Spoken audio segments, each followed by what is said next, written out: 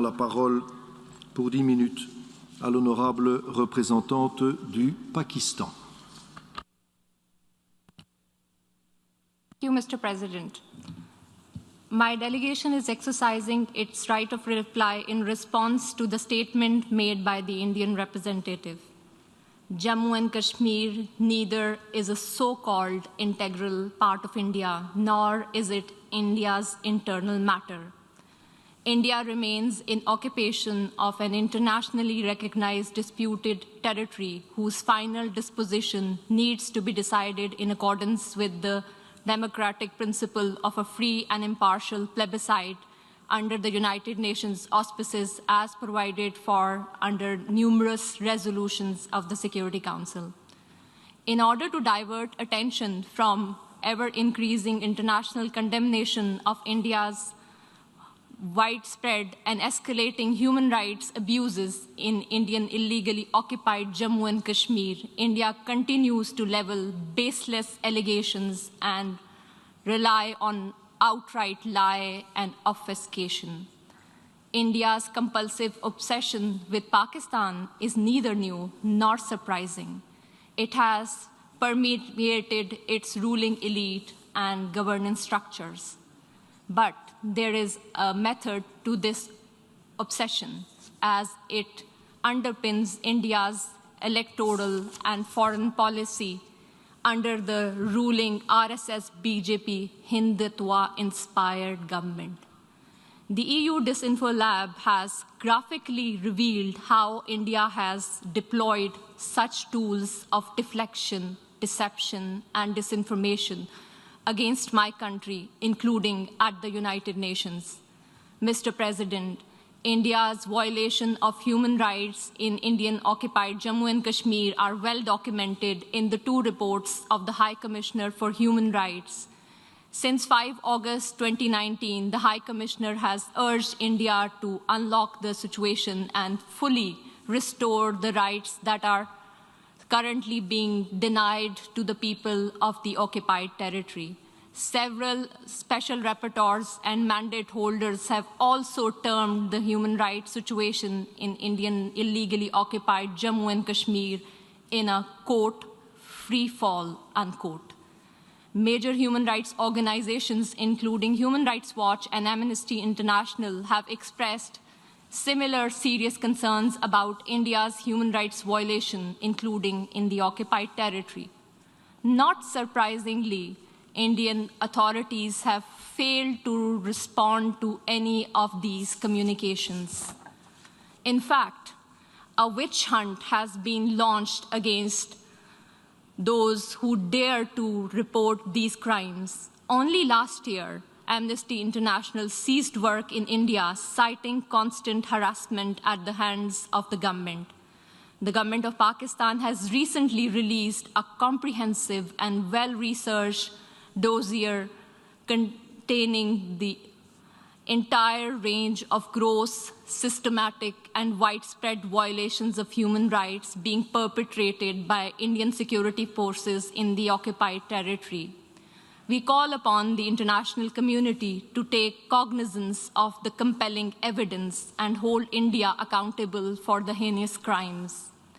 If India has nothing to hide, it must accept a United Nations Commission of Inquiry and agree to implement the Security Council resolution stipulating a plebiscite to enable the people of Jammu and Kashmir to exercise their right to self-determination.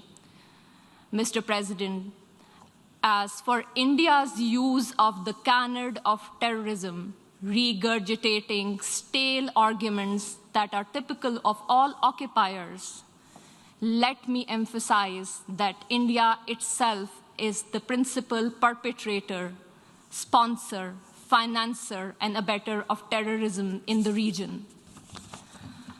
Today, India is involved in at least 4 different types of terrorism.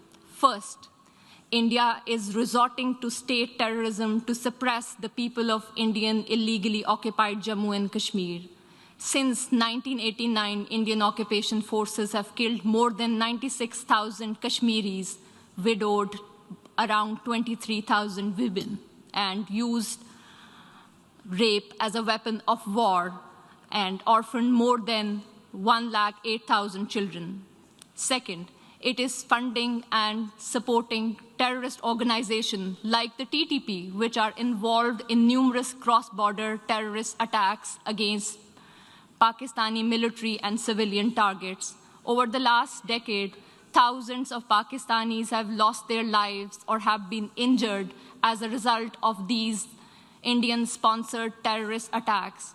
Pakistan has shared irrefutable evidence of Indian involvement in supporting and sponsoring terrorism with the international community. Third, India is financing and organizing mercenary terrorist organizations against Pakistan to impede economic growth and prosperity of the region. India's National Security Advisor, Mr. Ajit Doval, has publicly admitted supporting and financing of such mercenaries. The captured Indian spy, Kulbhushan Jadhav, has also confessed to organizing such terrorism in Pakistan. Fourth, India is being guided by a supremacist ideology that has mainstreamed Islamophobia and bigotry against minorities, particularly Muslims, in its political discourse. The RSS is one of the oldest fascist movements in the world, enjoys state protection, patronage, and support by BJP, the ruling party in India. It was RSS which was responsible for pogrom in Gujarat in 2002, which killed over 2,000 innocent Muslim children, women, and men. These anti-Muslim pogroms were later repeated in Mumbai and Delhi. One cannot expect anything new from the purveyor of Hindutva. In today's incredibly intolerant India, the 200 million strong Muslim minority faces frequent lynching by cow vigilantes, pogroms by RSS thugs with official complicity, discriminatory citizenship laws to disenfranchise Muslims, and a concerted campaign to destroy mosques and the rich Muslim heritage of India. Mr. President, for the edifice of fascism is in an advanced stage of construction in India today. The Hindutva order of the ruling party has created an atmosphere of fear among all minorities, including Muslims, Christians, Sikhs, and Dalits. The Indian delegation would do well to reflect on the deeply troubling trajectory their state is embarked upon, rather than indulging in patent falsehood about Pakistan. India must realize that it has continuously and miserably failed to suppress Kashmiris living under its occupation from demanding their inalienable right to self-determination. I thank you. Je remercie l'honorable représentante du Pakistan.